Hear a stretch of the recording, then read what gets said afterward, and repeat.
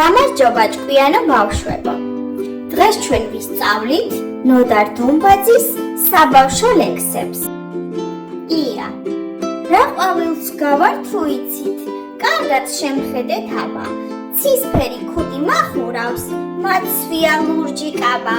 ბაღში ვარ, ხელით მატარებს, ჩვენი მებაღე ძია, თავზე პეპელამაზის და იცით მე ია მქვია. კრუხი ახლოს მისვლას არ დამაცლის, იკივლებს და იწივლებს, თითქოს რამეს ვუპირებდე, თავყვითელად წიწილებს. ეს რავი კრუხი არის, როგორ შემომაფრინდა, ამის შემდეგ მე მაგასთან ლაპარაკიც არ მინდა.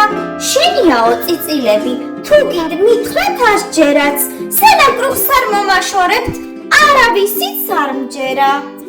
დათუნია, გამარჯობა დათუნია, რა კარგი ხარ ლამაზი, ვერ მიცანი, შემომხედე, მე ვარ შენი თამაზი. ყურადღებას არც კი მაგცევ, მოდიხარ და მიდიხარ.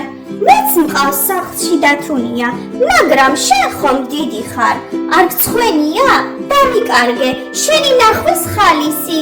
რამოდენა გაზრდილ ხარ და გამარჯობა არ იცი.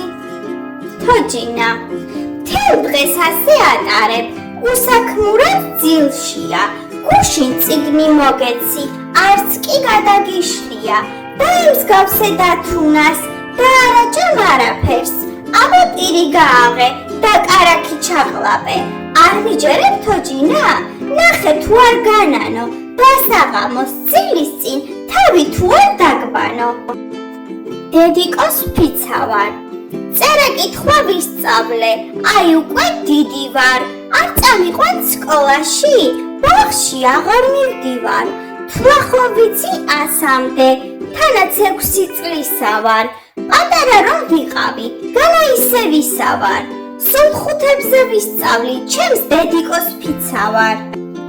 მამალი, როცა ავად ვიყავი, სვიდა მყლაპე წამალი და დედიკომ საჩუქრად მომიყვანა მამალი. ერთხელ ძია გვესტუმრა, ბაბუამ თქვა რა ვქნათო, ბებიამ თქვა საწრაფოდ, მომლაყინწა დავკლათო. ხოდა ეს რომ გავიგე, მამალს ხელი დავავლე და ბებიას უჩუმრად კარადაში დავმალე. მერე იცით რა მოხდა? ბებომ შიშით იკივლა, იმ სულელმა მამალმა კარადაში იყივლა. ძმური სამსახური, გამიწიე მურია, ძმური სამსახურია, ჩემს მაგივრად შეჭამე, კარაქი და პურია. და თუ ხვალად შენ შეჭამ, ჩემს მაწონს და ქადასო, მთელი დღე რომ გაწვალებს, მე დაგიჭერ კატასო. ზამთარი, ბიჭოს რა თოვლი მოვიდა, ნეტავს საიდან მოვიდა. იმდენ ხანს დაგვიანა, ალბათ ძალიან შორიდან. აუ რამდენი ფიფქია, ფიფქები ქარში მიქრიან. ასე ლამაზი თუ იყო, ზამთარი არც მიფიქრია. ეი ბეხურავ მართულზე, მოფუზული რომ ზიხარო, ჩემს აივანზე მოფრინდი, საკენკი გადმოგიყარო.